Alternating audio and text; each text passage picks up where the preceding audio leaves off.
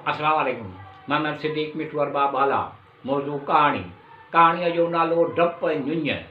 डप जानी माली नुक़सान घाटो थियण जो, ख़राब भउ ख़ौफ़। ञुञ जानी माली फ़ाइदो नफ़ो थियण जो, ढ उम्मीद भलाई, उम्मीद भलाई, भलाई उम्मीद, जुञ सिराब। पाठ नंबर 85।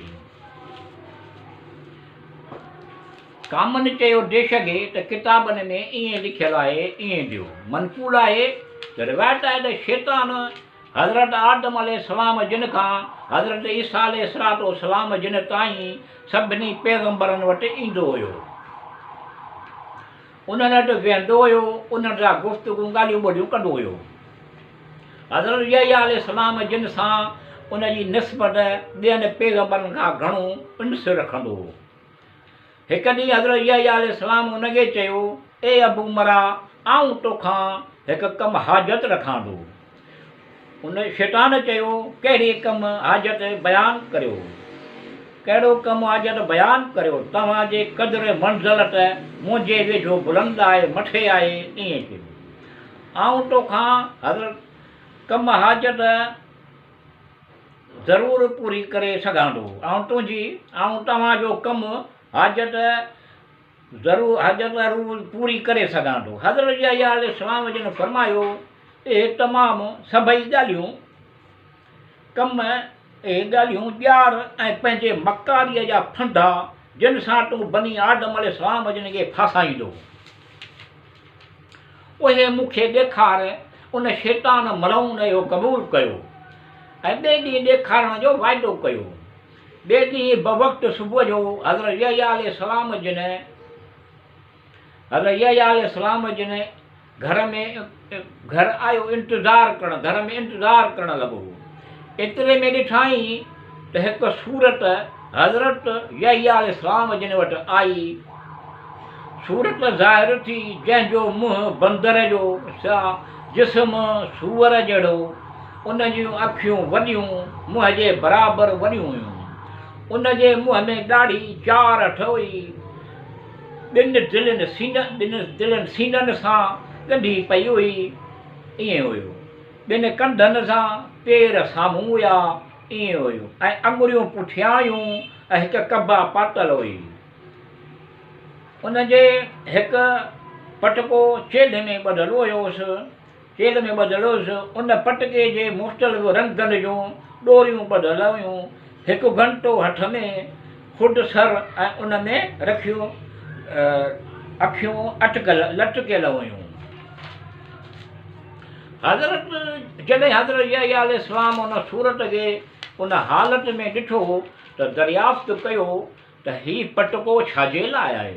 शैतान चयो, हीउ क़ैद ख़ानो आहे जंहिंखे मूं ईजाद कयो आहे माण्हुनि लाइ, ऐं माण्हुनि लाइ रंगनि सां उन्हनि खे ज़ीनत ॾिनी आहे। हज़रत यहया अलैहिस्सलाम पुछियो, हिन में मुख़्तलिफ़ रंगनि जी ॾोर उन में छाजे लाइ आहे? शैतान चयो, हीउ औरतुनि जो क़िस्म आहिनि, क़िस्मे औरतूं आहिनि, जिन माण्हुनि खे मुख़्तलिफ़ तरीक़नि सां गिरफ़्तार कंदियूं आहिनि, ईअं हुयो। हज़रत यहया अलैहिस्सलाम जिन पुछियो, हीउ घंटो छाजे लाइ आहे? शैतान चयो, हिन में तमामु लज़तुनि जो मजमू आहे। हर क़िस्म जूं बाजूं मिसल तबूर, बर्रटे बांसुरी, तबल, करना वग़ैरह जा आवाज़ आहिनि। जॾहिं कुझु माण्हू शराब पीअण में मशगूल थींदा आहिनि त उन्हनि में लुत्फ़ कोन ईंदो आहे। ईअं त जॾहिं उन्हनि जो आवाज़ इन्हनि जे कननि ते पहुचंदी आहे त ख़ुशी ऐं शौक़ में उछलणु लॻंदा आहिनि ऐं नचणु लॻंदा आहिनि। हिकु ताड़ियूं वॼाईंदो आहे, ॿियो कपिड़ा फाड़ींदो आहे। हज़रत यहया अलैहिस्सलाम जिन पुछियो, कहिड़ी शइ तुंहिंजे लाइ इंतिहाई ख़ुशी ऐं रोशनीअ चिश्म जो बास थिए थी? शैतान चयो, औरतूं जेके मुंहिंजे मकारी ऐं फंदे जे ॼार में फसंदियूं। शैतान चयो, आउं उन्हनि औरतुनि वटि वेंदो आहियां जेके मुंहिंजे मकारी ऐं ॼार में फासंदियूं आहिनि। जॾहिं नेक माण्हू नेक जॾहिं नेक माण्हुनि जी लहनत ऐं फिटकारो करे मूं ते तमामु घणो गॾु थींदा आहिनि त आऊं उन्हनि औरतुनि वटि वेंदो आहियां ऐं उन्हनि सां दिलि ख़ुशि कंदो आहियां। हज़रत यहया अलैहिस्सलाम पुछियो, ही वर वकड़ टकनि तुंहिंजे टकनि तुंहिंजे सिर ते लटकनि पिया तुंहिंजे सिर ते पिया, उन्हनि जो छा आहे?